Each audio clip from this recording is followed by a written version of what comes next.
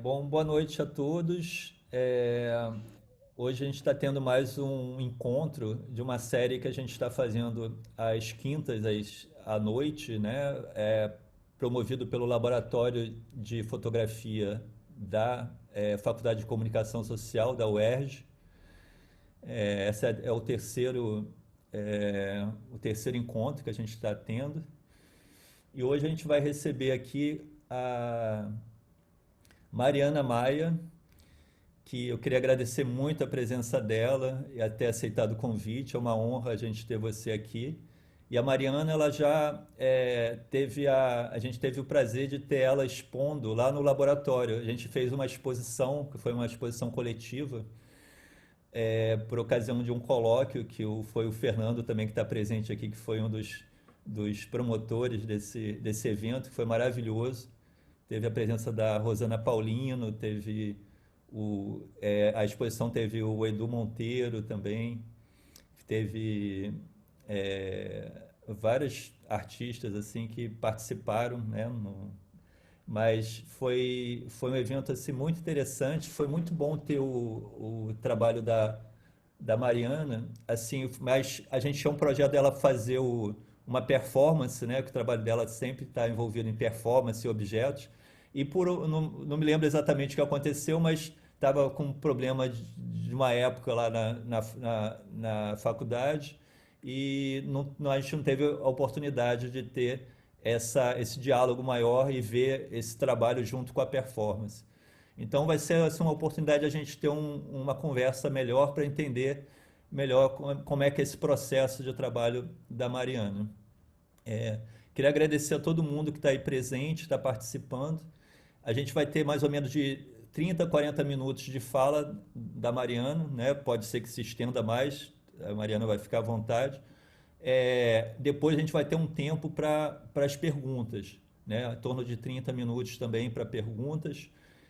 Quem quiser fazer uma pergunta durante a fala dela, seria legal se vocês fizessem pelo chat, que ela pode olhar, ou eu olho e aviso para ela. E depois no final, aí vocês fazem a pergunta oralmente, assim, que eu acho que vai ser mais interessante para ter um fluxo melhor da conversa, tá bom?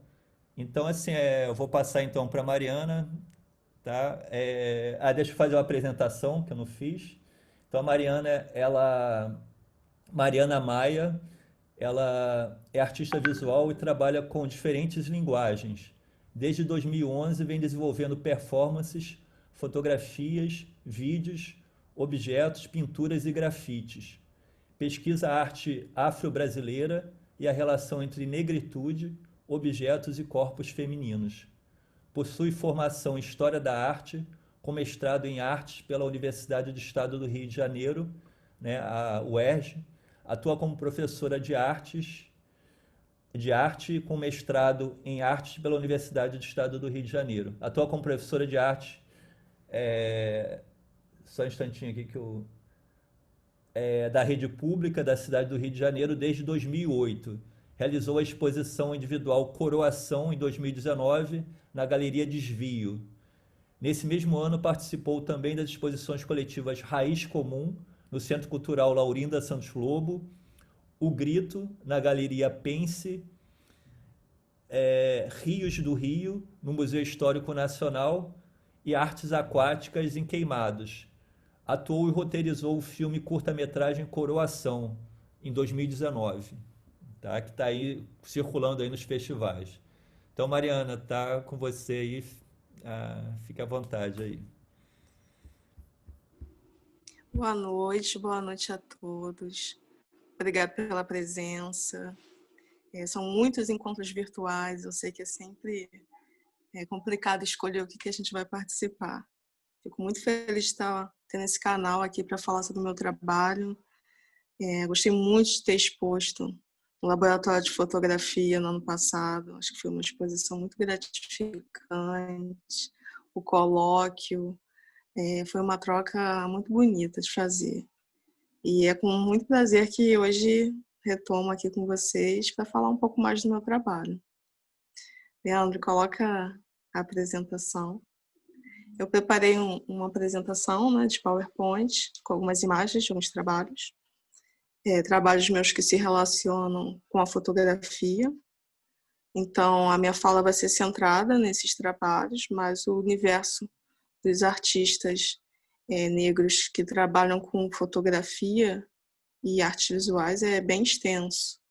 Então, eu até coloquei alguns, que são artistas que eu admiro, mas a gente tem um número muito maior, né? Não só no Brasil, como em outros lugares também, que dialogam com a imagem do corpo negro na fotografia de forma muito interessante. Então, começando, eu vou falar do último trabalho que eu tenho realizado, que se chama Mãe do Entardecer. Aí essa imagem se refere a esse trabalho. É um trabalho que é uma performance ao vivo, tem os objetos que são guarda-chuvas, com intervenções de palavras, imagens. E esse trabalho também tem imagens na pintura, e mais recentemente eu fiz um filme em torno da ideia desse trabalho. Então, assim, o meu procedimento como artista geralmente é transitar em diferentes linguagens, mas principalmente a performance, o vídeo e a fotografia. Pode passar, Leandro. Então, esse trabalho, Mãe do Entardecer, ele nasce a partir de uma observação de uma foto.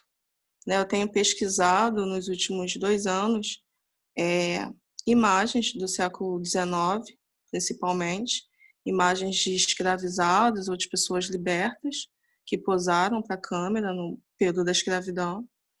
E aí eu fico questionando a história desses fotografados. Então, essa foto me chamou bastante atenção, que é essa mulher negra com guarda-chuva sobre a cabeça. E aí eu acabei achando outras fotos de outras mulheres, exatamente assim, com guarda-chuva dessa forma, guarda-chuva ou sombrinhas, como se fosse um tabuleiro. E aí eu achei isso curioso, assim, né? Geralmente, nesse período, você vai ter muitas fotos de pessoas com objetos sobre a cabeça relativos a seus ofícios. Então, tem pessoas com tabuleiro, pessoas com fardos, cestos, todo tipo de objeto, né? Não só na fotografia, como em gravuras também. Tem imagens bem curiosas, por exemplo, pessoas com peixes na cabeça, aves. E aí essa do guarda-chuva me chamou a atenção porque eu fiquei imaginando qual o ofício dessa mulher. E aí me vi pesquisando sobre isso e recebi várias respostas, mas nenhuma certeza, né? Bom, o ofício dela poderia ser fazer sombra para alguém. Ou ela poderia colocar esse guarda-chuva na cabeça como um símbolo de civilidade, né? Assim, em algumas fotografias desse período, pessoas negras colocam roupas europeias, né? Usam objetos europeus para se enquadrar ali naquela sociedade. E aí eu resolvi fazer uma fabulação sobre esse guarda-chuva na cabeça. E aí nasce essa performance em que eu faço vários gestos com esse guarda-chuva, não só esse de repetir, né, a imagem, pode passar. E aí eu vou fazendo outras associações. Essas são outras imagens de mulheres com guarda-chuvas e sombrinhas. Tem gravuras e tem fotografias também. Essa fotografia, eu acho que para vocês deve estar à direita, com 2 mulheres. E sombrinhas, por exemplo, são mulheres associadas à Irmandade da Boa Morte. Elas estão com uma indumentária da Irmandade e colocam esses guarda-chuvas ou sombrinhas como se fossem uma espécie de bengala, ali, fazendo uma pose com esse objeto. Então, assim, por que elas estão com os símbolos da Irmandade e também com essa sombrinha? Fazem questão de imortalizar a imagem delas com esse objeto. Esse universo da fotografia do século XIX, de pessoas negras, nem sempre eram pessoas em situação de escravidão. Algumas vezes eram pessoas que pagavam para serem fotografadas. Pessoas que já estavam em situação de liberdade, inclusive. esse trabalho, como um trabalho meu que é mais conhecido, Coroação, trazem essas imagens e, na verdade, ele quer fazer uma releitura dessas imagens, rever o que elas querem dizer, né? Pode passar, Leandro. E aí, em um dos guarda-chuvas, eu faço intervenções fotográficas e trago também o texto. E aí, uma das fabulações que eu fiz em torno dessa imagem é que essa mulher com guarda-chuva na cabeça, ela seria uma mulher de Oiá. Oiá é um orixá, né? É uma orixá, é uma deusa, é uma vodunce, que é conhecida por outros nomes também, né? Oiá é Yansan, é a mãe do entardecer, que é o nome do trabalho. Oiá tem vários títulos. E essa orixá, ela é a orixá dos ventos, da tempestade. E aí, na minha fabulação sobre essa fotografia, esse guarda-chuva representaria uma proteção contra o mau tempo, contra a tempestade, contra os ventos. E aí, durante a performance, eu vou falando sobre isso. Pode passar. E aí, esse trabalho pega essa foto do século XIX e vai repensando ela em relação à história da arte, né? Tem vários trabalhos de pintura que são bastante conhecidos com guarda-chuvas, né? Essa pose que eu faço com guarda-chuva vermelho, por exemplo, ela traz a imagem de Magritte, né? Magritte tem várias pinturas com guarda-chuvas, que é um pintor surrealista. Tem uma pintura que é um guarda-chuva com um copo d'água sobre o guarda-chuva, né?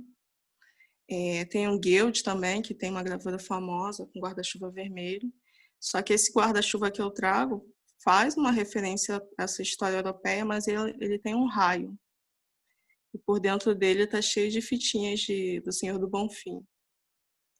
Então, o Mãe do Entardecer, ele faz esse jogo dessa foto que traz o nosso corpo negro, mas ao mesmo tempo é uma foto que eu estou pretendendo reler, que se conecta à história da arte, que se conecta à ancestralidade, porque o artista afro-brasileiro, ele vai ter muitas maneiras de lidar com essa sua história, né?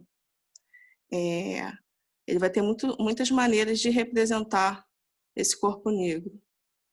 E quando eu me relaciono principalmente com essa foto, é numa tentativa de reescrever essa história, né? Pode passar.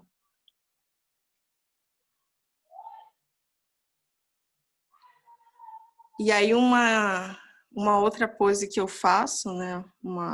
Com esse guarda-chuva, essa foi a primeira versão desse trabalho, Mãe do Entardecer, que o guarda-chuva, no contexto do Rio de Janeiro, no contexto das comunidades, ele tem uma história muito forte relacionada à violência, né? Quantas e quantas pessoas já foram assassinadas na comunidade por estarem portando um guarda-chuva. Então, Mãe do Entardecer, a partir de uma foto do século XIX, eu vou estar traçando essa relação do meu corpo negro com a história da arte, inclusive com a história recente, em que os corpos negros têm visibilidade através da violência, muitas vezes no contexto midiático. Então, por exemplo, na favela, uma pessoa negra portando um guarda-chuva preto, por exemplo, ela corre risco de vida.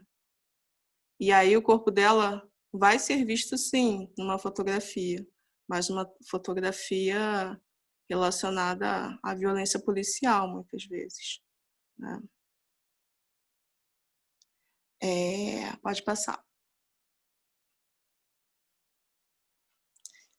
O Mãe do Entardecer é um trabalho que vem depois de Coroação, que foi o trabalho em que eu comecei essa pesquisa sobre as imagens históricas.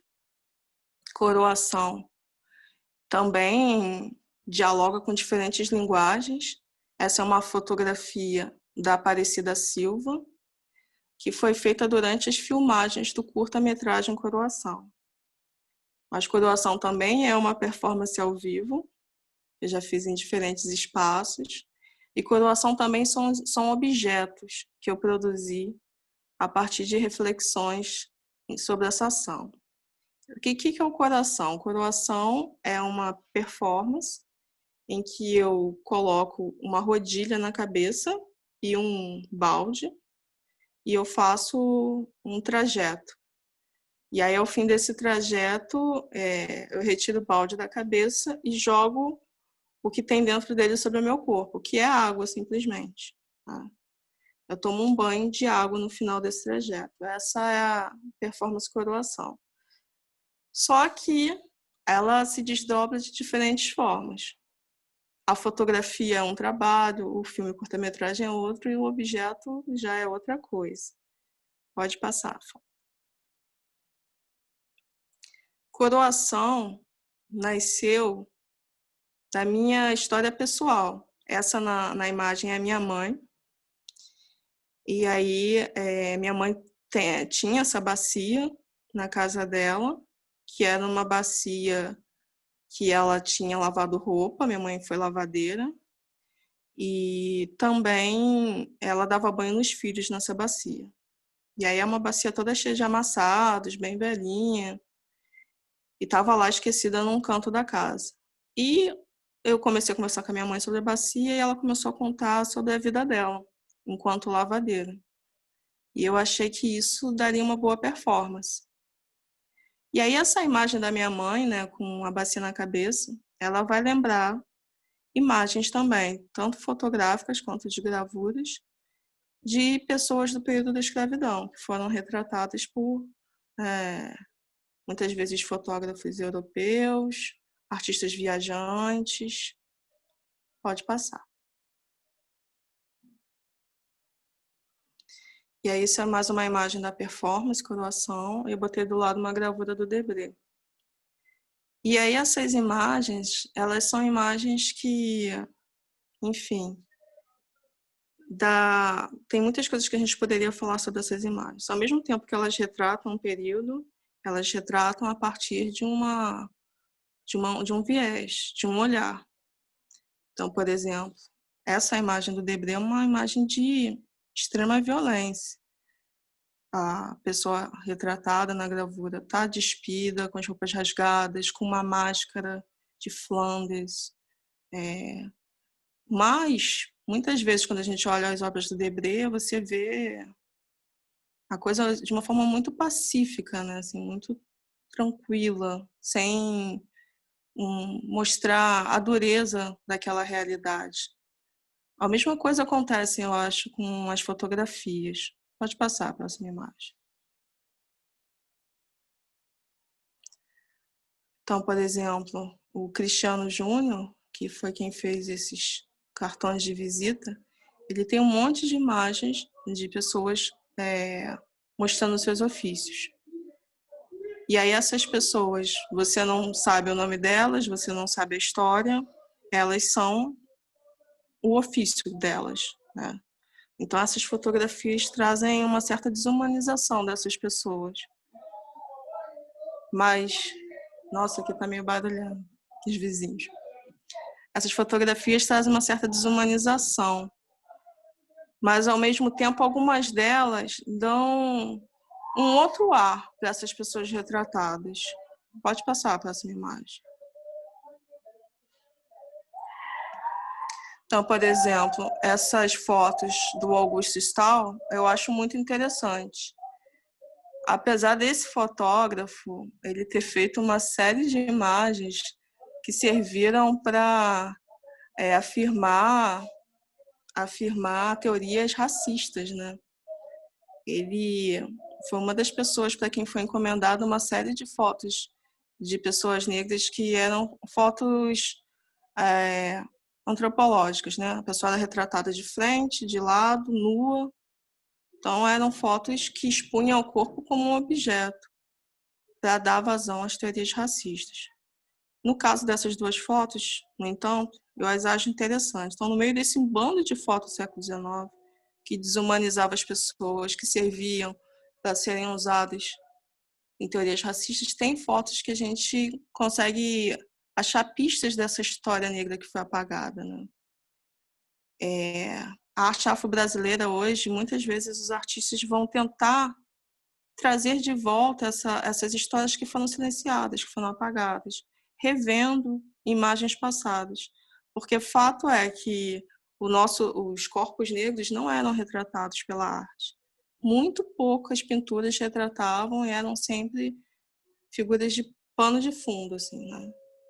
Pouco como humanizando, dizendo quem era, contando a história daquela personagem, né? Mas o advento da fotografia traz essas imagens dos corpos negros, mas de uma forma bem complicada, né? No entanto, essas fotografias eu acho interessante, né? Na primeira, que essa mulher está com um véu, ela está sorrindo, assim, que é uma coisa bem rara nesse tipo de fotografia, as pessoas estarem sorrindo. Ela sorri, ela faz uma pose, ela tem um gesto delicado, né? No livro não tinha a identificação dessa mulher, né? No acervo não tem a identificação dessa mulher. Porém, assim, ao que parece, ela está num outro status social, que não é a de escravizado. Talvez ela tenha pago para fazer essa foto. Então, Coroação, ela traz essas imagens das ganhadeiras também, né? Quem eram essas mulheres que carregavam tabuleiros na cabeça, que tinham o ofício de transitar pela rua? Eram as ganhadeiras. Muitas delas, trabalhando no ganho, trabalhando na rua, conseguiam comprar sua liberdade e até a liberdade de outras pessoas queridas, familiares, enfim. Chegavam até, às vezes, a ter pessoas trabalhando para si, porque trabalhar na rua, essas primeiras mulheres negras que trabalhavam pelas ruas das cidades do Brasil, elas eram verdadeiras empreendedoras. Então, essa história também é silenciada, a gente não sabe essas histórias. Quando você procura no acervo, são poucas as mulheres que estão ali, mulheres e homens que estão sendo identificados nessas fotos. A imagem da direita, eu gosto bastante também porque essa mulher, ela está com uma roupa, uma indumentária que está conectada à África, né? O turbante, o pano da costa. Então, ela se vestiu com a própria indumentária dela, né? O que é uma faca de dois gumes. Ao mesmo tempo que ela mostra a sua procedência ali, mostra a sua identidade, muitas vezes essas fotos eram usadas para ser lembrança para os europeus, assim, de como é o Brasil, exótico. Então, tem muitas camadas de interpretação essas imagens. Pode passar. E aí, essa é mais uma foto da performance Coroação. Eu fiz essa performance no Museu Histórico Nacional, no ano passado. E isso foi muito significativo para mim, né? Foi numa exposição chamada Rios do Rio, que era uma exposição sobre a água. E tinham muitas imagens do Debré, tinham imagens assim históricas, mas não tinha, assim, eu acho que não tinha uma reflexão muito grande sobre elas na exposição. E os artistas eram, em sua maioria, brancos, né? Eu acho que só tinha apenas eu de artista negro. E o espaço do Museu Histórico, que é um espaço que já serviu para prender pessoas também, né? Provável que pessoas negras ficaram ali reclusas também nesse espaço do Museu Histórico. E aí eu uso o chafariz que fica lá no centro do museu, no pátio dos Canhões, para fazer a minha ação de transportar água, tomar banho com a água desse chafariz. O chafariz que aparece, eu não botei nenhuma foto na apresentação, mas o chafariz, ele aparece em fotografias, não esse exatamente, né, mas outros chafarizes pelas cidades. Aparecem gravuras e esses rios, esses chafarizes, onde as pessoas iam buscar água nesse momento da escravidão no Brasil, eram lugares também das pessoas se reunirem para tramarem revoltas, né? Eram lugares que elas estavam ali sem ninguém. sem nenhum branco, olhando e escutando, e eram locais de formular também revoltas. Então, essas águas são águas revoltosas, mas essas águas também são águas de Mamãe Oxum. Esse trabalho também vai fazer referência à religiosidade de matriz africana, né? A bacia, o banho, isso tem uma importância religiosa, né? No cristianismo, quando uma criança, você coloca uma criança lá na pia batismal, é para ela entrar para uma religião. Nas religiões de matriz africana, a água também tem uma significação iniciática, né? Pode passar. E aí, coroação tem uma série de objetos, que são baldes, bacias, rodilhas, em que eu vou pensando nessas histórias. Essa bacia, por exemplo, eu faço essa intervenção com uma imagem minha, tá? Mas também tem bacias que eu coloco a imagem da minha mãe, a imagem da minha avó, fotografias antigas de pessoas em rios, reconstruindo essas histórias nesses objetos, que é algo que eu faço muito nos meus trabalhos. A partir de objetos, está trazendo histórias.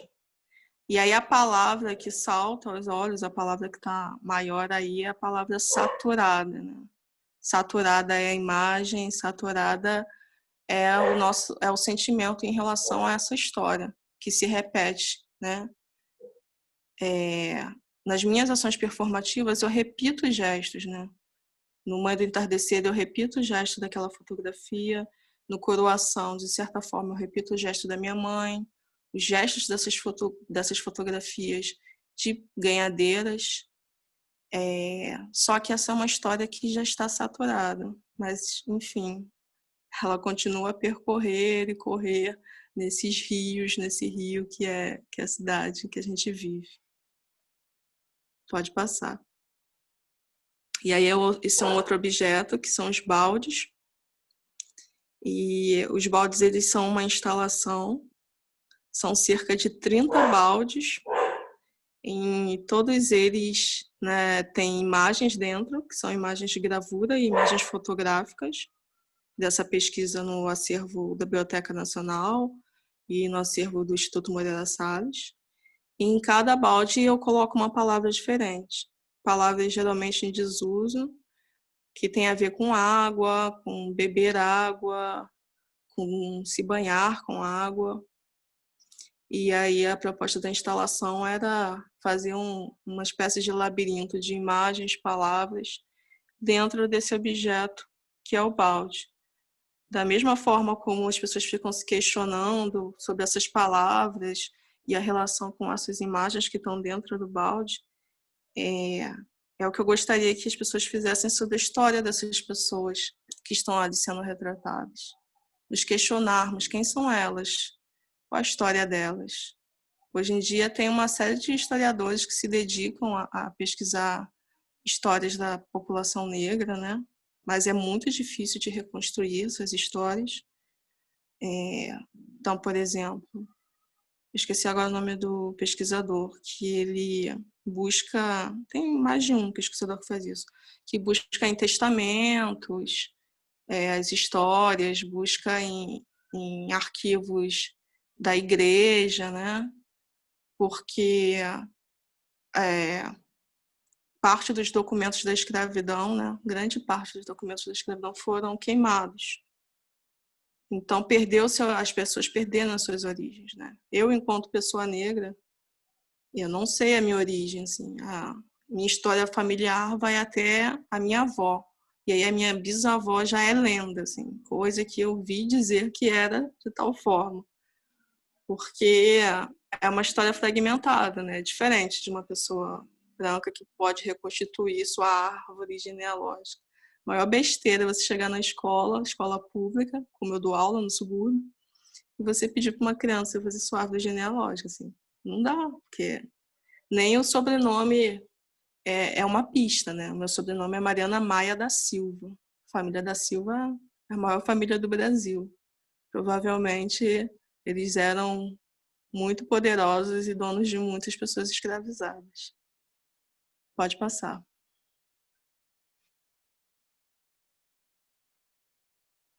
Eu tô falando a beça, ninguém me manda uma pergunta no chat, aí eu vou falando. Coroação é um filme também, né, curta-metragem, que não é um filme só meu, é um filme que várias pessoas participaram. Eu digo que Coroação foi uma encruzilhada assim, maravilhosa, porque juntou uma galera muitíssimo talentosa. Né? Foram duas diretoras de Coroação, duas mulheres negras, a Jussiara Ayó e a Luana Ará. As duas são atrizes. E eu acho que elas entenderam muito bem o roteiro que era meu. Eu peguei essa performance e transformei num roteiro. E aí, no meu trabalho eu tenho dialogado também bastante com o vídeo, com o filme, né? E no elenco de Coroação, além de mim fazendo a performance, também tinha o Rubens Barbot, que é um artista negro incrível, é um bailarino negro, ator. Ele faz uma participação especial no filme. E a Sônia Regina, que é a minha mãe. Então, acho que uma das coisas mais interessantes desse filme foi colocar minha mãe para fazer parte dessa história que falava sobre ela. Minha mãe, infelizmente, faleceu em abril de Covid-19. Porém, eu sou muito grata porque durante o ano de 2019, que foi quando o filme foi lançado, a Roberta aí. O filme rodou bastante em vários festivais e minha mãe pôde estar, né, nesses vários festivais e foi aplaudida. E assim, minha mãe não era atriz, né? Mas no filme, como o filme tinha esse caráter performativo, ela emprestou toda uma verdade, sabe, para a persona que ela faz no filme. Então, acho que minha mãe brilhou lindamente no Coroação. Coroação tem várias fotografias maravilhosas. Essas duas fotografias são da Aparecida Silva. A Aparecida é uma artista fotógrafa que acompanhou a gravação e foi fotografando todas as ações, e isso se tornou uma exposição também de fotografias. Que mais? Coroação ainda está rodando os festivais, e depois eu coloco o link lá no final. Na semana que vem deve estar em mais um festival, então convido vocês a assistirem. Eu acho que se tiver mais um tempinho, a gente pode ver o teaser do filme, mas não vou exibir o filme não, vou deixar vocês verem no festival. Pode passar.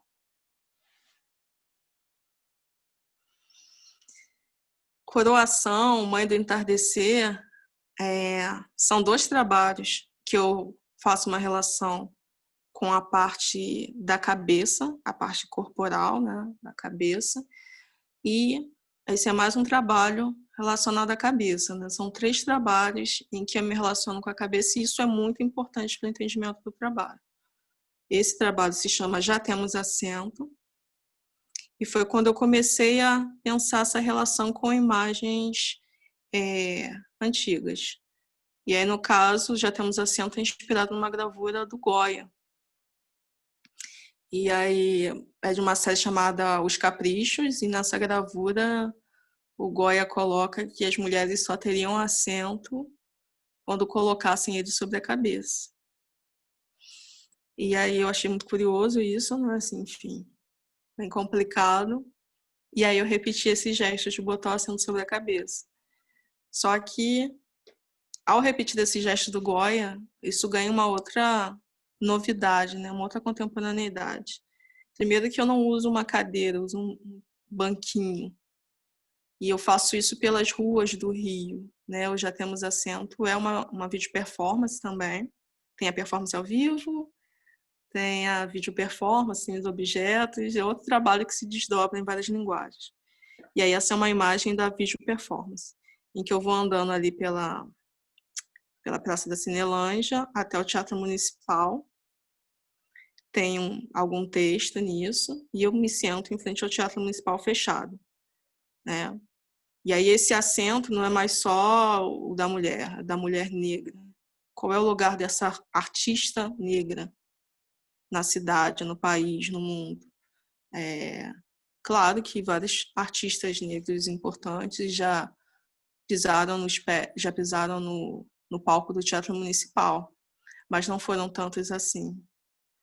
Então, esse lugar do artista negro ainda é um lugar de muita disputa. E muitas vezes, quando esse espaço se abre, é cheio de condições. Então, por enquanto, isso ainda é uma questão muito grande. O lugar, o assento desse artista negro. E esse já temos assento também é uma brincadeira, né, com a palavra assentamento. Assentamento é um objeto sagrado dentro das religiões de matriz africana. O assentamento é como se fosse um ser vivo e ele se relaciona com a cabeça da pessoa que possui aquele assentamento, né? E aí a cabeça no Yorubá é chamada de ori. E aí lá na cultura Yorubá nós temos 2 oris. O ori físico, né, que é esse, a nossa cabeça mesmo, a nossa cabeça física, que às vezes está em desequilíbrio também, às vezes está equilibrado, ou às vezes está em desequilíbrio. E tem o ori, que é um ori ancestral, um ori espiritual, que também precisa ser cuidado para que a nossa cabeça física esteja em equilíbrio.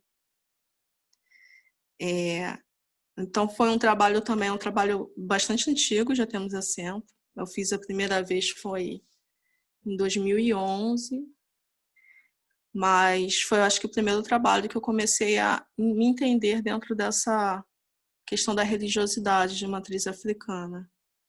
E também a me relacionar com imagens antigas e tentando trazê-las de uma outra forma no trabalho. E os 3 trabalhos têm esse quê de repetição de um gesto de uma população negra de outrora, para pensar os passos das populações negras de agora. Pode passar. Essa é uma imagem do filme, junto com a Praça da Cinelândia. Essas fotos também são da Aparecida Silva. É uma artista com quem eu trabalho bastante. A gente já teve um coletivo chamado Tramas Contemporâneas, em que a gente começou um diálogo de performance com fotografia. Pode passar a próxima imagem. Esse trabalho se chama Manto de Perseu e é um trabalho que eu fiz com a Aparecida. E aí eu trouxe ele também porque eu acho que ele tem uma questão interessante com a fotografia.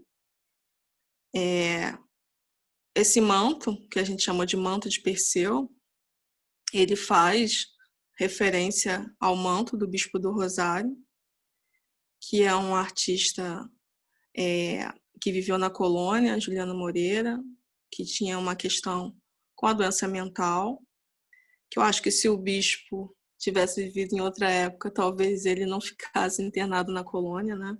As populações negras têm, sim, muitas questões de transtornos, muitas vezes relacionados à opressão do racismo, mas na época em que o bispo viveu, muitas vezes também qualquer pessoa que pensasse um pouco diferente ou questionasse alguma coisa era internado num local de recolhimento, né, de pessoas com questões psiquiátricas. Então, esse trabalho faz referência ao bispo, e aí a materialidade dele é um cobertor, e aí foi muito interessante quando eu fui procurar esse tipo de cobertor, né? Eu queria esse tipo de cobertor cinza, e eu ia nas lojas e as pessoas não conseguiam entender que eu queria esse tipo de cobertor, porque é um cobertor associado a você fazer uma espécie de caridade para a população de rua, né?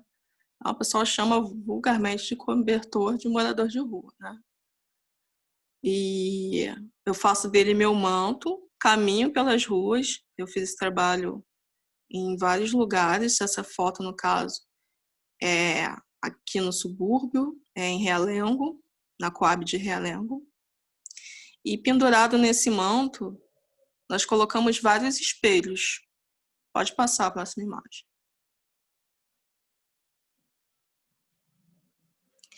E aí, a nossa performatividade com esse manto era a seguinte: nós tirávamos fotos da imagem refletida no espelho e pendurávamos no manto. E como eu falei que eu transitei por diferentes lugares da cidade com esse manto, não só eu vesti esse manto, a Aparecida também vestiu, a gente colocou pessoas que a gente achou na rua para vestir. E aí essas imagens dessas pessoas e das paisagens iam entrando nesse manto, né? Cada vez acrescentando mais imagens, dependendo do lugar por onde nós tínhamos passado. Essas 4 imagens são fotos no Colégio Pedro II. E aí as crianças também ativaram o manto, vestiram, fotografaram lá junto com a paisagem do Colégio Pedro II de Realengo. Pode passar. Aí só para dar mais algumas referências para vocês, eu trouxe imagens de alguns artistas que dialogam com a fotografia também. São artistas que eu admiro.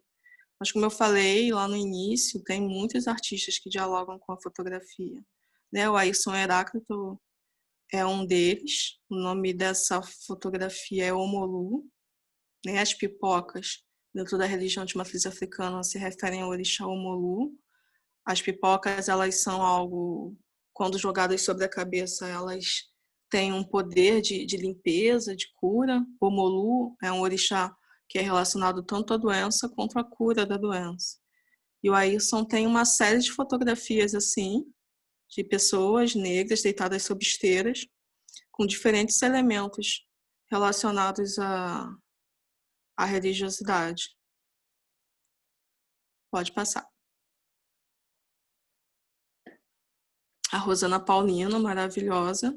A Rosana não tem um diálogo tão grande com a performance, mas ela traz essas imagens também, que são imagens históricas. Né? Aquele fotógrafo que eu falei lá atrás, o Stahl, que fez imagens no sentido de depois serem usadas em teorias racistas.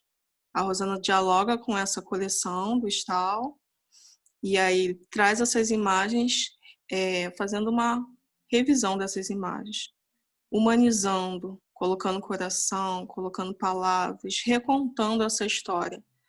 E aí essa linha que ela junta essas imagens é no sentido de tentar fazer uma cisão desses fragmentos da história das populações negras no Brasil. Como eu falei, é uma história fragmentada, que é de difícil reconstrução. Né? Qualquer pessoa negra que você for perguntar tem uma dificuldade de dizer a história da sua família. E geralmente as histórias são bastante semelhantes. Assim.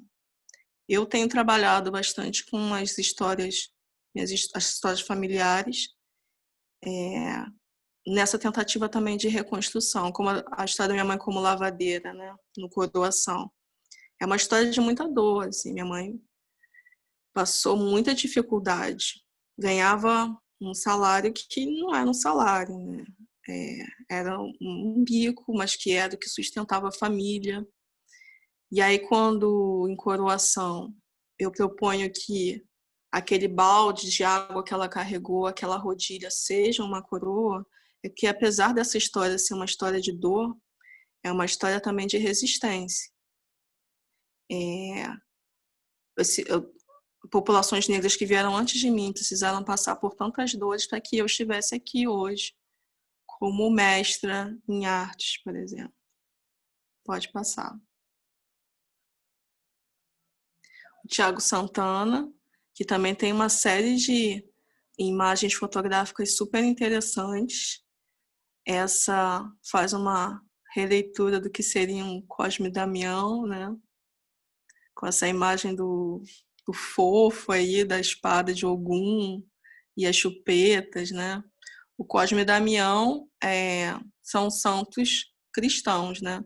Mas, de fato, nas religiões de matriz africana, esse dia de Cosme Damião é muito significativo, porque é um dia de festa de Herê, né? E o que seria o sincretismo do Cosme Damião seria os Ibejis, os irmãos Ibejis.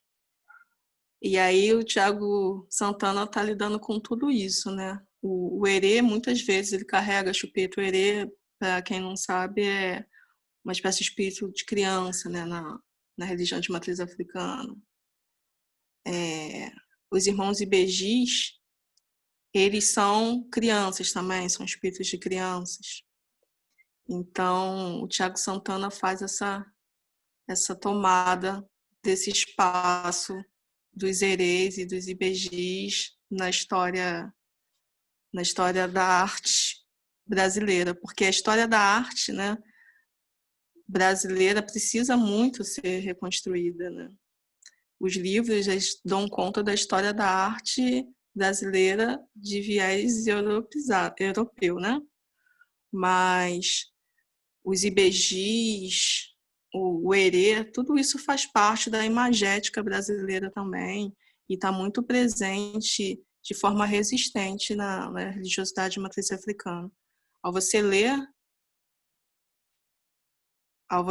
os trabalhos, né, você lê as imagens das religiões de matriz africana, você consegue ler numa história da arte ali também, que está sendo negada por muito tempo.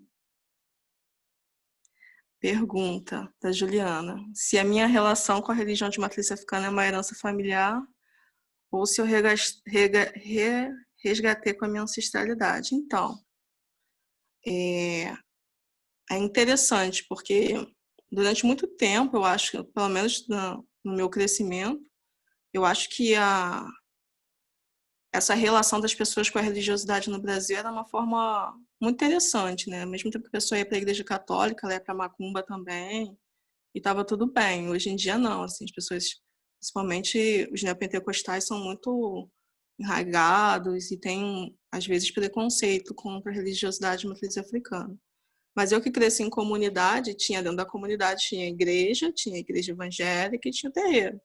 Você podia ir em qualquer um que não tinha nenhum problema sobre isso. E a minha família é construída dentro dessa religião, assim, dúbia, né, assim. A minha mãe ia na igreja católica, muito católica, mas não tinha nenhum problema de ir também no candomblé. Meu irmão mais velho, que é 21 anos mais velho que eu, ele é de candomblé desde muito jovem, ele é pai de santo.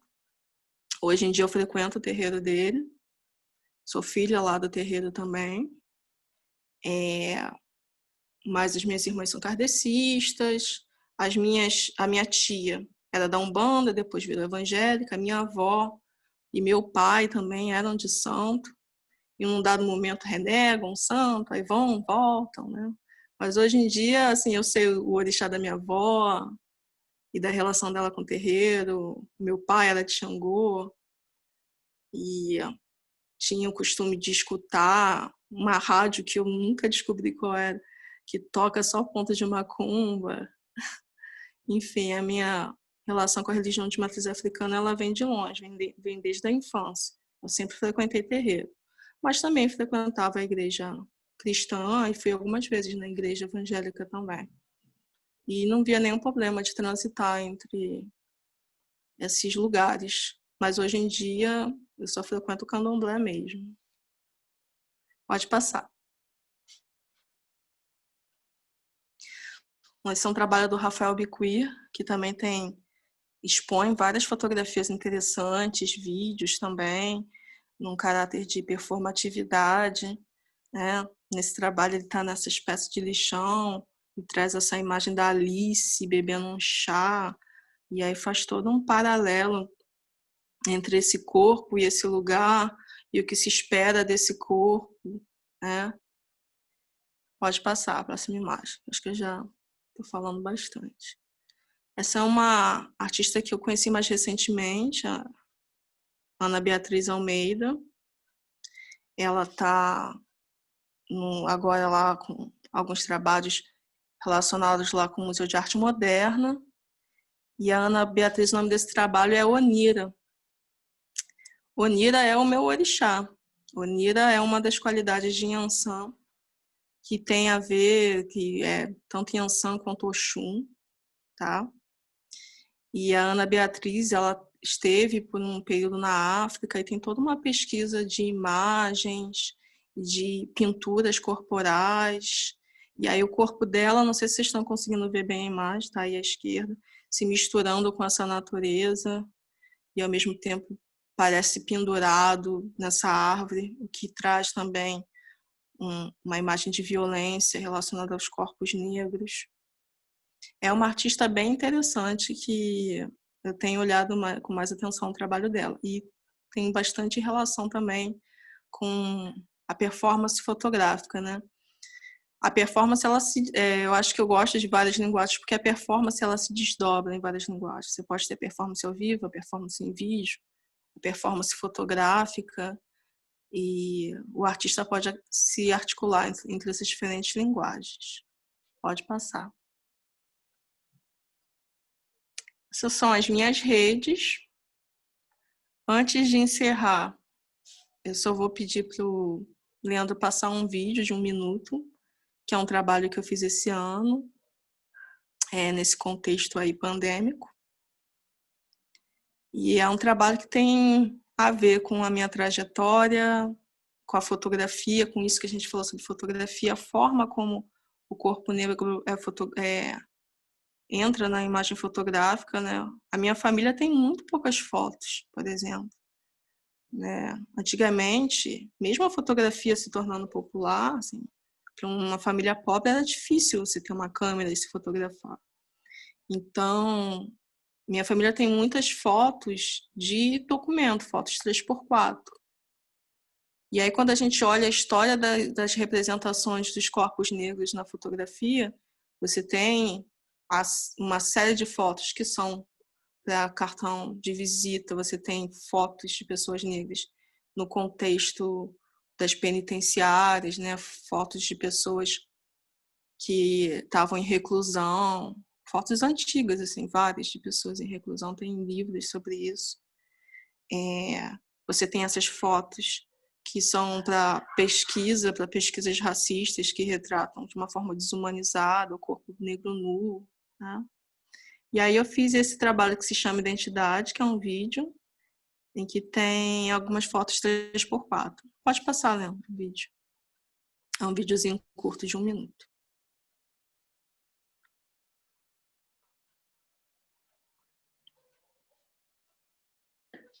Leandro? Acho que travou.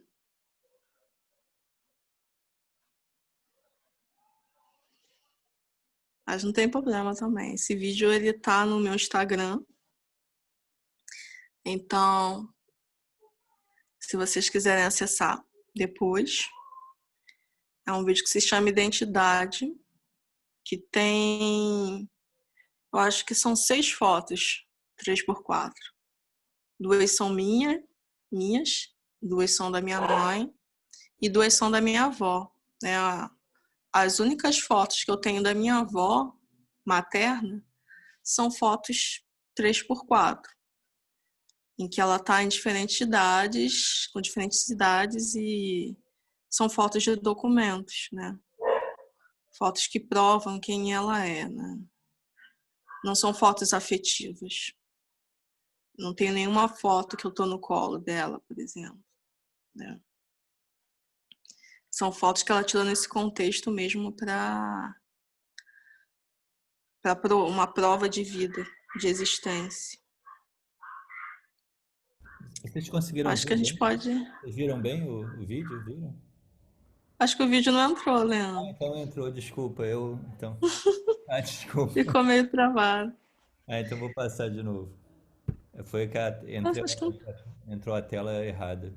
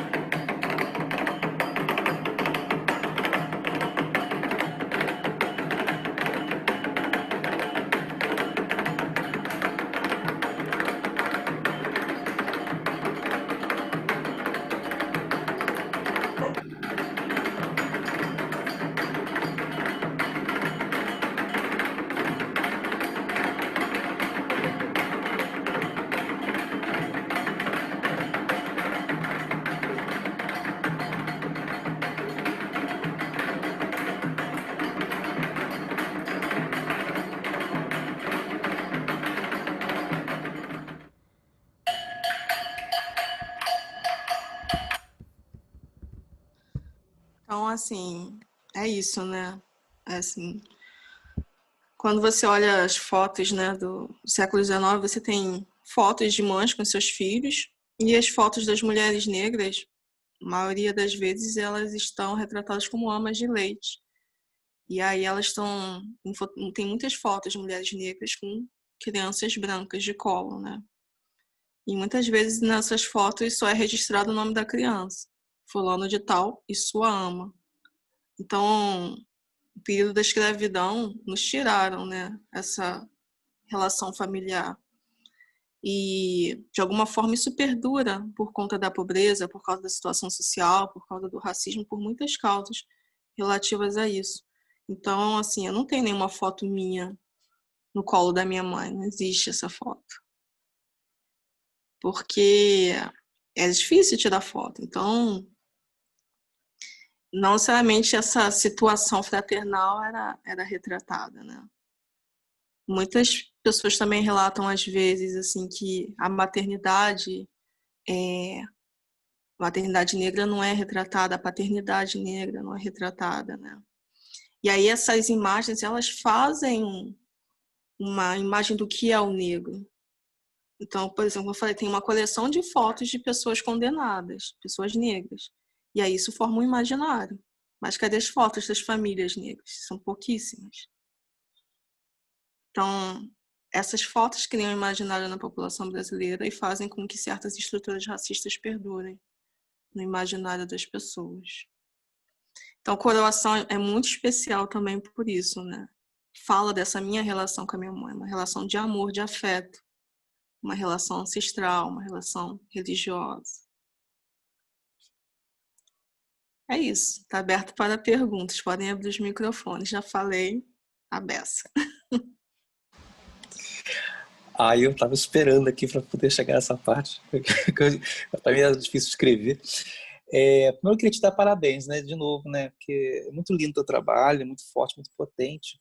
E eu achei muito impressionado assim como você reitera várias vezes a ideia de repetição do gesto, né? Repetição do gesto, e que não é só repetição, ela já é uma invenção, uma reinvenção, uma maneira de recontar, de trazer histórias, né? Aí e agora nessa parte final eu fiquei pensando isso, você assim, é como se tivesse falta algumas imagens faltam, né? E eu fiquei pensando isso, se você tem vontade de fazer algum projeto com essas imagens que faltam, porque você vai conseguir, por exemplo, no vídeo pelo menos você conseguiu já ter a imagem sua com a sua mãe, você tem, essa você tem, né? Pelo menos no vídeo, né? Mas na fotografia não. E aí tem aqueles trabalhos, tem um cineasta, acho que era cambojano, tal, que ele fez a imagem que falta, enfim, me fez lembrar disso, assim, que não tem a imagem mesmo. Como é que faz? Porque você evoca os corpos, reconta as histórias, fabula as memórias, né? Mas de fato as imagens não existem, né? As imagens afetivas não existem, só existem no máximo as identidades, né, e tal. E acho que, eu não sei, eu fiquei pensando nisso, né? Será que rola assim sei lá, eu fiquei pensando assim, como é que a gente faz para produzir essas imagens que faltam, sabe? É pela fabulação também, é pelo jogo com os arquivos. Como é que pode pensar isso? Eu achei importante essa ideia, né? De criar essa imagem que não tem. Então a gente inventa essa imagem. Como é que faz? Eu fiquei pensando assim, como é que, sei lá, fiquei com vontade de te ouvir falar disso. Olha, eu acho que dá um artigo, Fernando, porque eu acho que isso é o que se dedica a muitos artistas contemporâneos. Então, por exemplo, fazer coroação é fazer uma imagem que falta. Fazer o Mãe do Entardecer, dando um outro caráter a essa mulher que sustenta esse guarda-chuva, dando uma humanidade, uma história para ela, é fazer a imagem que falta. Mesmo esse do final do Identidade, de passar uma foto 3x4 uma depois da outra, é mostrar a relação entre os nossos rostos, né? Mostrar que nós somos parecidas, que somos parte de uma mesma família, de uma mesma identidade. Então, acho que isso que o artista contemporâneo faz o tempo todo. Eles fazem essa imagem que falta. E só que a gente, como essas imagens não existem no passado e não tem como elas existirem, a gente toma de assalto essas imagens e as recria. E aí essa coisa da repetição do gesto é para que perceba-se que essa história que passou não é só essa história de violência que se quer crer, né? Existem outras histórias, outras camadas de história ali também. Como eu estava falando sobre a pesquisa sobre essas imagens de acervo, né?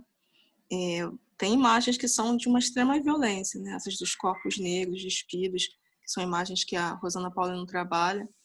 Mas também tem outras que você consegue ver um olhar, que você vê uma certa característica, que mesmo que a pessoa esteja ali em situação de escravizado, sem sapato, ela lança um olhar para um fotógrafo que é um olhar de muito poder, de resistência.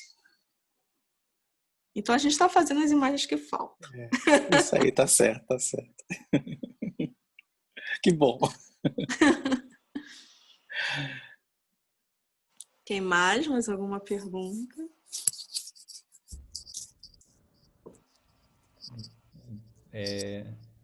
Alguém quer perguntar? Senão Eu quero perguntar. Desculpa. Ia provocar agora, Roberto. Boa noite para todo mundo. Mari, eu queria...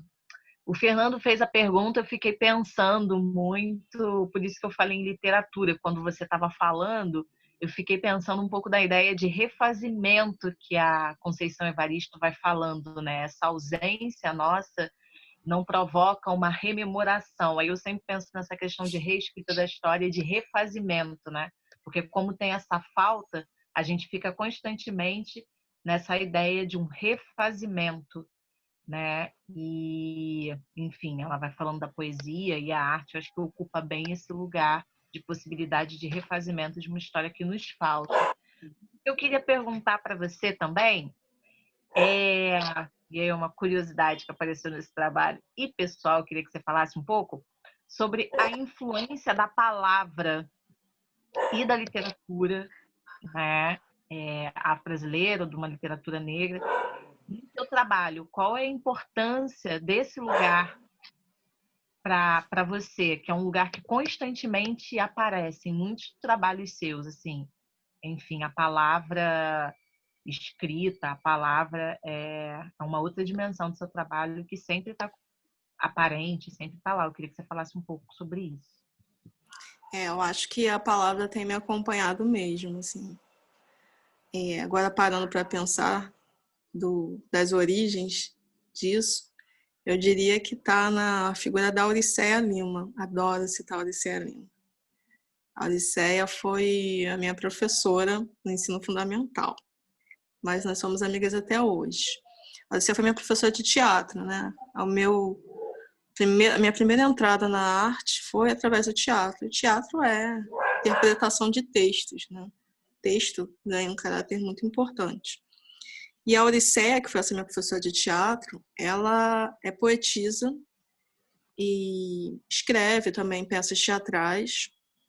E aí as minhas primeiras performances foram com a Auriceia performando poesias. E aí isso não foi uma coisa tipo de um ano, foi vários anos a gente trabalhando juntas. Enquanto eu ainda era criança, adolescente, e mesmo depois eu já estando na universidade, até pouco tempo atrás eu fiz uma performance poética da Auriceia, né? Então, eu acho que ela é uma artista que me influenciou bastante, né? Cada palavra no poema tá ali porque tem um significado muito grande, né? E nessas trocas artísticas com a Auriceia, de muitos anos, que eu fui conhecendo, tendo meus primeiros conhecimentos em torno de literatura, de conhecer os livros da Conceição Evaristo. Eu gosto muito do Kut também. E aí, essas escrevivências começaram a fazer parte também do meu imaginário enquanto artista visual. Então, pensando nessa relação com a literatura, eu acredito que é porque ela tem estado muito presente na minha vida através da figura da Auriceia, que é uma mulher incrível, assim. Pena que ela não tem nenhum livro publicado, porque é isso, né? Ela é uma artista de Bangu. E aí tudo se torna mais difícil, você sendo uma mulher negra periférica. Conceição Evaristo foi descoberta, quer dizer, descoberta não, mas começou a ter uma projeção maior do seu nome já com mais idade, né? Isso acontece muito com as artistas mulheres, né? seja das artes visuais, seja da literatura. Então, eu gosto muito do livro. A minha mãe me fez ter esse gosto pelo livro também muito grande. E eu tenho me relacionado bastante com a literatura ao longo da minha trajetória enquanto pessoa, assim. Tenho aprendido muito com a literatura. É isso.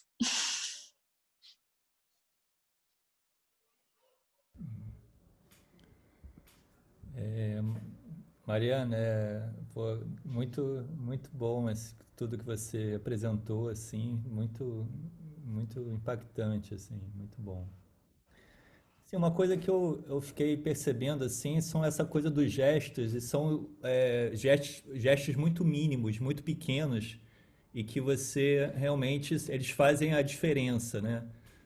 Você traz a isso que até o Fernando comentou, essa da repetição de gestos, mas é interessante que são detalhes que você capta que é isso que você falou, das fotografias, você tem esse olhar, né? Por mais que você pense a pose, né? Que ele tem, há uma pose europeia, né? Há uma roupa europeia, mas tem alguns gestos, algumas sutilezas que se subvertem esse lugar que é um lugar que parece que é já pré-determinado, né? E que a gente vê, se você já falou das igrejas neopentecostais que impõem um certo tipo de comportamento, a própria militarização, né? Você vê assim a capoeira que foi militarizada na forma de organização, né? Assim, essa essa força muito grande da polícia, de uma série de coisas que determinam um corpo, né? Determina esse corpo. E tem a ver também com a questão da academia, né? A gente na universidade também é imposto uma posição no ensino também, na escola, né? Aí eu, pensando assim, nesse espalhamento, né, desse teu trabalho, eu acho que ele se estende não só para o território da arte, mas também do ensino, né, de você ser professora, você lidar com criança. Eu queria que se você tem um pensamento, esse teu trabalho de performance, ele contamina a tua forma de escrita acadêmica, por exemplo, ou mesmo a tua forma de lidar com as crianças, com a tua pedagogia. Como é que esses pequenos gestos podem se estendem para a tua relação que você estabelece no teu cotidiano? Se ele Ah, contamina, se tem uma com relação. certeza, com certeza. Eu sou professora e sou artista, né? Eu sempre me apresento dessa forma. As duas atividades são muito importantes para mim, e uma contamina a outra o tempo todo. Eu já levei alguns dos meus trabalhos para a escola. Eu não gosto muito de levar, porque eu prefiro apresentar para eles outros artistas, mas eu já cheguei a levar. Então, por exemplo, o Já Temos Assento, que é um desses trabalhos, né, que eu carrego algo na cabeça. É um trabalho, enfim, são trabalhos que são trabalhos muito sérios. Mas é engraçado que quando eu levei para a escola, as crianças acharam sensacional essa coisa de colocar algo sobre a cabeça e fizeram um jogo, que agora às vezes eu uso esse jogo com as pessoas, assim, que foi o seguinte, elas, professora, é difícil equilibrar alguma coisa na cabeça. Agora imagina equilibrar e dançar passinho. Então, depois que elas propuseram isso, eu sempre proponho para as pessoas fazerem isso. Botar algo na cabeça já é difícil você ficar parado com aquilo equilibrado. Parece um gesto muito simples, mas é algo muito difícil, principalmente um balde com água. É muito difícil você equilibrar. Ele começa, né, a água ela tem um movimento. Ela não fica completamente estática no balde. Então, o corpo da sua água, o seu corpo tem que vibrar junto com a água que está no balde. Então, é uma coisa bastante difícil de fazer. Então, aquelas mulheres que carregam balde de morro acima, nossa, elas são incríveis, assim. E aí as crianças acharam isso fantástico e se desafiaram a dançar passinho com um banco na cabeça. Esse trabalho que tem até, né, um peso se torna muito leve quando você leva para a escola. Eu acho que é isso que eu aprendo com os meus alunos diariamente. Agora não por causa da pandemia, né? A gente só se fala pela internet, mas eu aprendo com eles a ter leveza. Então, por exemplo, Coroação, o filme Coroação, ele não tem algo trágico, triste, né? Que geralmente é o que se espera quando se vê um corpo negro, né, na tela, né? A lá Cidade de Deus, se espera a tragédia. Coroação tem uma leveza. Então, eu tenho tentado aprender essa leveza com os meus alunos. Porque, com certeza, a gente passa por situações muito complicadas enquanto pessoas negras. Mas, como para mim, eu acho que também é um pouco para os alunos, a arte traz uma leveza para a vida, traz uma forma de você repensar a sua história. Então, a escola me traz isso, me traz uma certa paz. E esse gesto de equilibrar algo na cabeça, né? Por exemplo, coroação, ele vem muito com uma memória minha, da minha mãe carregando as trouxas, né? Minha mãe lavava a roupa para fora, carregava trouxas na cabeça, e eu era bem pequena quando ela fazia isso, e ao mesmo tempo que é algo servil, que era um trabalho muito mal remunerado para ela, enquanto carregava aquela trouxa e me levava a tiracolo, no meu olhar, ela tinha uma imponência. Porque é necessário você ter a cabeça erguida para carregar aquela trouxa pelas ruas. Não só para não deixar cair, mas também para enfrentar a rua fazendo esse tipo de trabalho. Uma mulher negra carregando um balde, se espera que ela vá fazer uma limpeza. Então, para você entrar numa galeria, numa zona sul do Rio, por exemplo, com um balde na cabeça, de cabeça erguida, sem deixar cair uma gota, você tem que ter uma imponência. Então, são gestos mínimos mesmo, mas de grande força. É claro que assim, os corpos negros têm uma corporeidade que é muito interessante. A dança dos orixás é muito interessante, é algo que eu pesquiso também. Mas, ao mesmo tempo, quando eu trago isso para o trabalho de artes visuais, tiro do universo do sagrado e vou para o universo do profano, do mundano, eu não quero fazer esse transporte da mesma forma, eu não quero fazer uma dança de orixá, porque eu acho que o espaço da arte é um espaço de pensar essas imagens de uma outra forma, ressignificando dentro do universo da arte. Claro que tem artistas que fazem isso, não tem nenhum problema, mas no caso do meu trabalho eu penso assim. Então, quando a Yansan, quando o Oxum, quando a Iemanjá dançam no meu trabalho, eles dançam de uma forma diferente. A dança está naquela água que se move minimamente dentro do balde para o balde não derrubar. A dança está nesses passos muito firmes que eu faço de pé descalço. A visualidade desses orixás está no colorido da roupa, está nos elementos que eu trago. Então, é uma construção imagética mesmo, são escolhas que a gente faz. Mas eu gosto também de levar para um outro contexto como o da escola e as crianças zoarem o trabalho todo também. Mais uma profanação, né? Você, né? A sacralidade da arte. Não, esse do coração eles põem o balde na cabeça e fala que cabeça de lata. Eles surtam com os trabalhos, assim. É muito legal.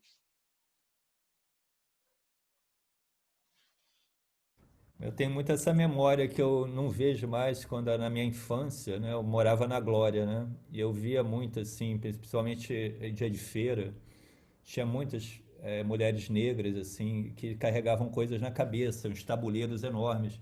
E isso não hoje em dia é muito difícil de se ver, né? Então A minha avó, a dona Aristóteles, o nome da minha avó era super incomum, Aristóteles. Ela carregava um tabuleiro e trabalhava na feira. Eu não tenho essa memória, porque quando ela faleceu eu era muito jovem, mas as minhas irmãs contam. Quando as minhas irmãs viram as minhas rodilhas, elas ficaram, nossa, a vovó fazia isso. Só que é uma memória que eu não tenho, porque eu não vivi isso. Eu era muito pequena quando ela faleceu. Mas as minhas irmãs logo associaram. Ela fazia as rodilhas e carregava tabuleiros e vendia doce, bolos na feira. E aí a minha avó tá nesse aspecto de lenda, né? Eu não cheguei a conviver muitos anos com ela.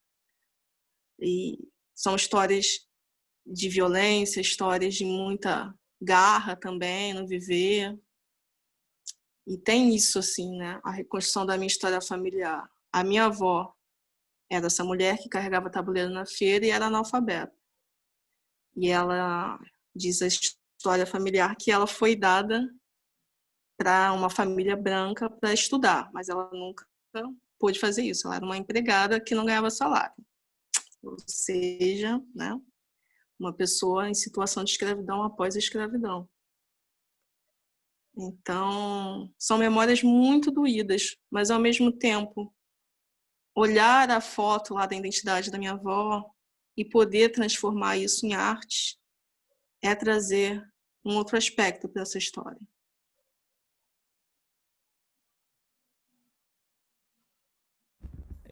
Outro dia, por acaso, estava participando de uma qualificação que era um trabalho sobre o Marcel Gauthieroux, que é um fotógrafo, né, que tem um acervo dele, está lá no Moreira Salles. E eu fui olhar esse arquivo, aí achei incrível, assim, porque ele fotografou, assim, ele tem muita essa coisa de fotografar a cultura popular, né? Várias manifestações, assim, né? Maracatu, capoeira, candomblé. E era incrível que não tinha identificação de ninguém. Algumas pessoas você reconhecia que eram pessoas que tinham uma relevância assim, muito forte, como um grande mestre, né? Tinha o mestre Canjiquinha, que era um cara que ele fotografou 3 vezes.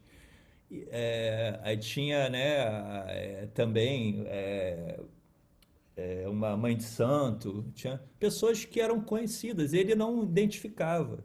E aí, quando ele tinha artistas brancos lá, tinha o nome da pessoa, tudo bem identificado. E acho que assim, eu acho que é importante recontar essa história, trazer esses mitos, né, da fotografia, essas pessoas que tinham esse lugar, né, de fotógrafo humanista, e recontar isso de uma outra forma. E é isso que você falando, a dificuldade, né, de você encontrar essa história nos arquivos, né? Eu lembro acho que é Carlos Eugênio Soares, que é um historiador, que ele foi pegar o arquivo da casa de detenção, né?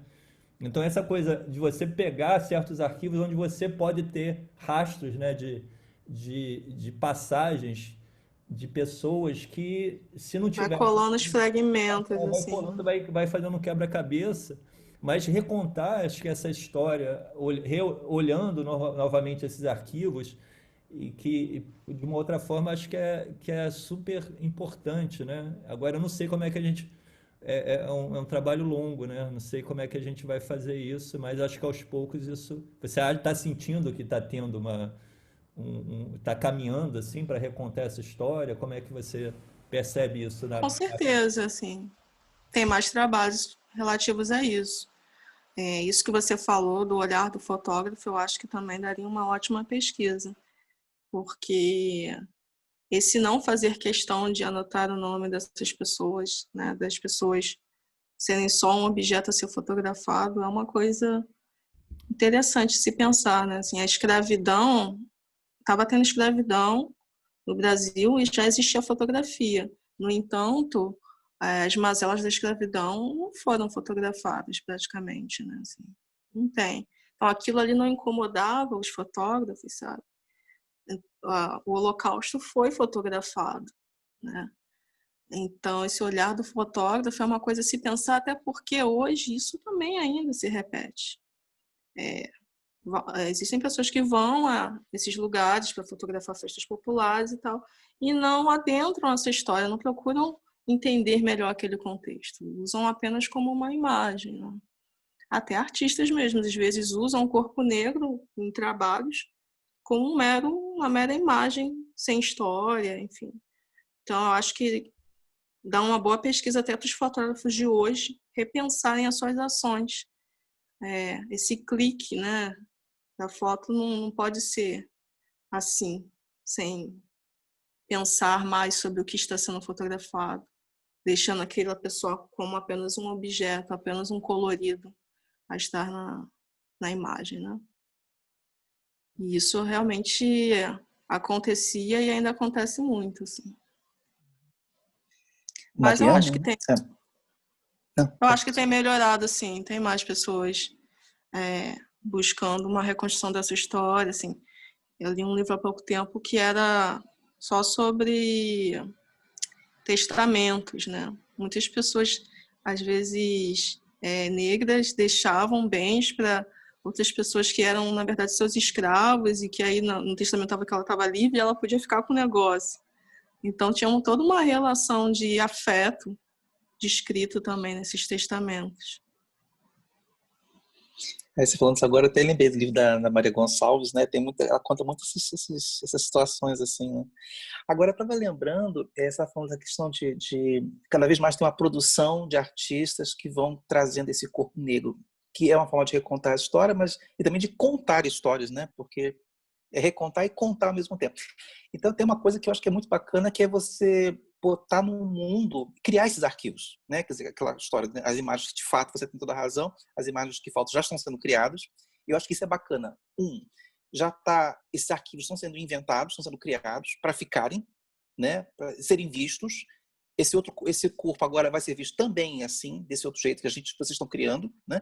E além disso, uma coisa que eu acho muito bacana é que tem além do trabalho da produção da imagem, que vai ser esse arquivo claro que vai ficar para frente, né? Já que esse de trás é tão fragmentado, é tão quebrado, é tão ferrado e tudo mais, parará, é tão difícil de acessar e tudo.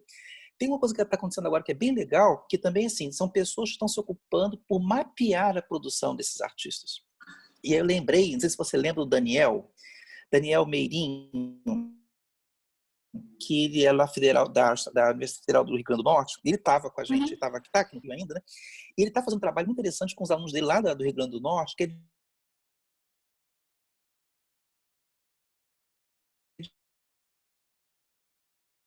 de artistas negros, pensar essa questão de criar arquivo, né? Tem é uma outra etapa, uma outra camada de olhar, de produzir essa visibilidade, porque não só o cara, vocês que produzem a imagem, mas alguém que vai produzir uma imagem da imagem, para dizer, aqui ó, tem gente fazendo. Aí sistematiza, organiza também, dá a ver esse corpo de produção, né? Que também acho que tem uma função muito importante. Quer dizer, é uma coisa meio casadinha, né? Que eu acho que é de fato importante ter as duas coisas, né? E é muito interessante. E não é só ele, não. Parece que tem um monte de gente fazendo já esse tipo de mapeamento, que é importantíssimo fazer isso, né? Também. Tem artistas, tem curadores negros, plataformas, galerias que estão pensando esse viés. Às vezes as pessoas são acusadas de racismo reverso, né? Mas não perderam, né? É necessário. Aquela mostra também do MASP, as histórias afro-atlânticas, foi uma mostra incrível. Tem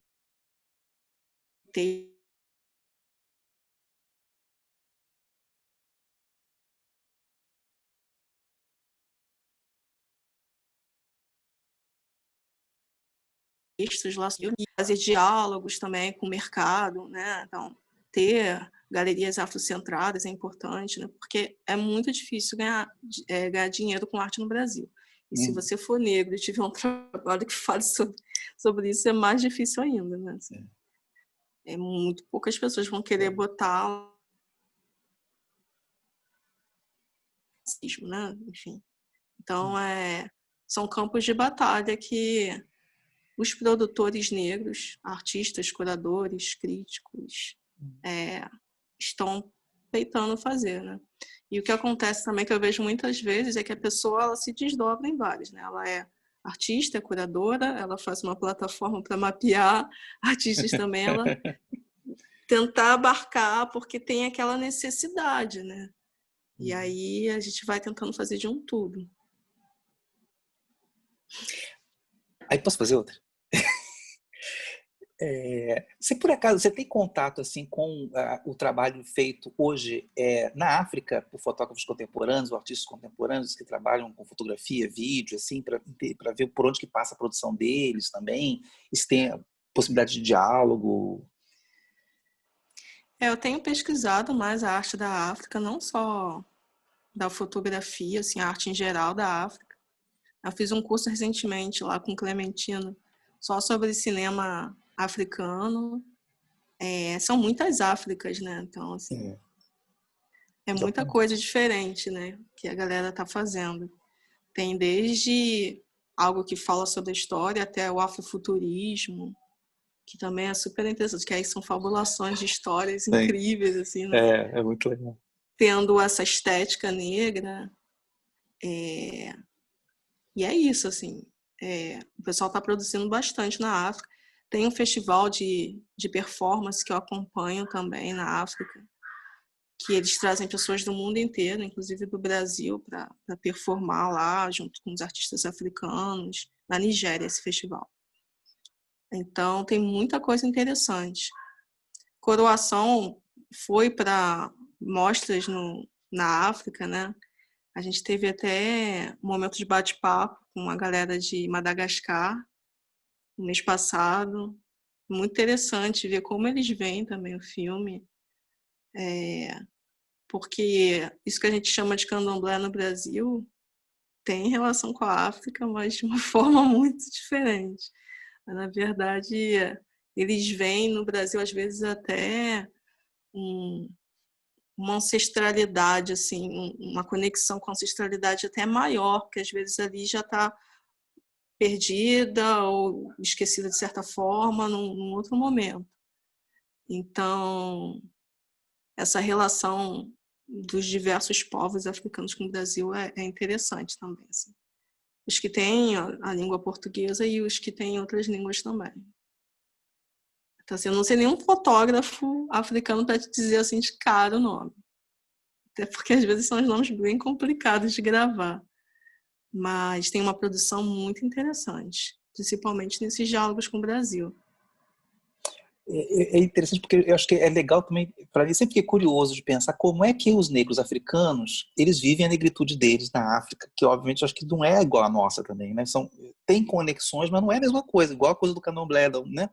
Que já tem um sincretismo, já tem, né? Então eu fico pensando assim, como é que é essa experiência de negritude na África e aqui no Brasil, que são histórias que correm paralelas, né? Em grande tempo, assim, mas tem suas especificidades e tem mudanças, né? São situações, às vezes, um pouco diferentes. E eu lembrei da coisa da fotografia, porque o Daniel, justamente, ele esteve na África do Sul, onde tem uma cena de arte contemporânea forte, né? Porque, claro, teve uma questão da colonização, né? Aquela coisa holandesa, tudo, né? Galeria pra caramba, não sei. E tem galerias de arte mais voltada para artistas negros, especificamente, né? Então, tem interessante porque a relação deles com o corpo, com a história e com a questão do apartheid é uma relação muito interessante, assim, que a gente não conhece muito essas coisas, a gente não tem muito acesso, né? Então, eu fiquei encantado. Também não vou lembrar, porque aqueles nomes assim difíceis de falar, eu não vou lembrar agora. Depois eu até te passo. Porque é interessante que o cara fabula e não tem, assim, problema em transitar com a questão da publicidade, do jornalismo, com as imagens, sabe, pop, e ao mesmo tempo é uma coisa de arte conceitual, tem uma coisa de, sabe, de brincar com os códigos da rua, e sabe, assim. Então é uma coisa assim, como essa imponência que você falou, eu vejo muito isso, né, um desses trabalhos, assim, é uma coisa de uma estima alta, sabe, de uma coisa de dizer assim, ó, eu reconheço meu valor, não vem não, que eu falo assim, interessante, porque eu acho que isso pode dar muito diálogo interessante para a gente aqui também, né, porque não sei como é que você vê isso, assim, como é que você vê essa relação das experiências, dos corpos e das histórias nesses dois lugares, né, porque são muito ligados, mas tem especificidades, tem diferenças também, né. Assim, eu tenho um amigo africano que é grafiteiro. E ele transita muito tranquilamente entre a arte moderna, o contemporâneo, o que acontece na rua, sabe? Ele flui muito tranquilamente, que às vezes o artista, né, aqui do Brasil fica mais ensimesmado de se conectar com a arte moderna, que é uma coisa que já está mais afastada no tempo, né? Uhum. Eles não têm nenhum, pelo menos É esse meu amigo, interessante. tem nenhum problema com isso. E ele é grafiteiro e se relaciona com a arte moderna, sabe? É muito tranquilo nesse sentido, assim. E esqueci que ia falar. Você perguntou mais sobre como A eu... maneira como você vê também dos trabalhos que você já viu lá de performance, enfim, de cinema, a maneira como essas negritudes são vividas, né, lá também em relação aqui, se você percebe como é que é isso. eu acho que às vezes é muito surpreendente, né? Tem coisas que a gente nem espera, assim. Porque tem países africanos que são muçulmanos, em sua maioria, assim, tem outros que são cristãos, então são coisas, às vezes, bastante inesperadas. Eu vou voltar um pouco ao que o Leandro falou sobre a minha atuação como professora, e aí, por exemplo, quando eu vou apresentar a África para os alunos, eu tento desconstruir essa história da escravidão, por exemplo. Então, eu vou resgatar os nomes, a gente contar essas histórias que se esquece, né? Que foi o continente mais poderoso do mundo, da onde surgiu o conhecimento que se espalhou pela Europa e por outros lugares, que teve trocas incríveis com a Ásia. Então, a África é uma história de reinos. O candomblé no Brasil são os reinos, né?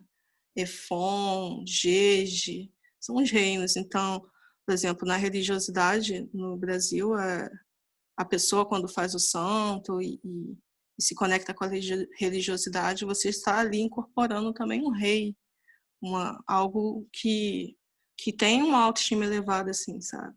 Um pai, uma mãe, no caso eu sou Eked, que também é um cargo, né? Então, quando às vezes eu olho para essa arte da África, tem um questionamento assim, muito grande sobre as questões sociais de hoje, as questões políticas, mas também resgata essa história, que é uma história imponente, uma história de berço da civilização mesmo. Né? Uma história de reis, rainhas. E aí eu sempre tento levar isso para os alunos. Desmistificar essa história de que nós somos afro-brasileiros, nós somos frutos de uma escravidão. Não, claro que a gente nunca vai esquecer isso, mas não é para você se envergonhar de ser negro, porque a sua história é muito poderosa. E mesmo nessa situação de escravidão, era uma situação também de resistência, porque se não fosse, teríamos sido exterminados e não teria mais nenhum traço das culturas africanas em nenhum lugar. E não é isso que a gente vê. Pelo contrário, muitas vezes a gente vê essa cultura muito pujante, né? Em toda a diáspora. Nunca está ali atenuado.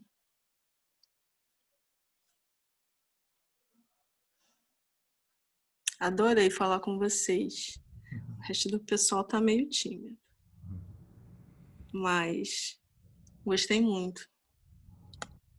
Eu que agradeço, assim, foi muito, muito bom ouvir você, né? O papo aí foi ótimo, aí as perguntas acho que foi um diálogo muito, muito bom. Vai ficar gravado, assim, a gente ainda vai disponibilizar no canal lá do laboratório, mas é aquele negócio que você falou, né? Às vezes as pessoas não podem vir, né, nesse dia, mas elas depois acessam, né? A gente também faz isso, acabo vendo as gravações depois, né? A gente E está produzindo uma gama de material imensa aí para as futuras gerações. 2020 produziu muitos vídeos. é isso aí. Eu queria convidar vocês para a semana que vem, a Roberta, que está aí presente, né? Que ela vai falar sobre o Januário Garcia no próximo encontro, que também é um artista e fotógrafo pouco conhecido, então vai ser bastante interessante também a conversa. Então estão todos convidados para participar na próxima semana. Depois vai ter o Edu Monteiro também, vai na outra semana, e na outra a Bárbara Kopke, tá?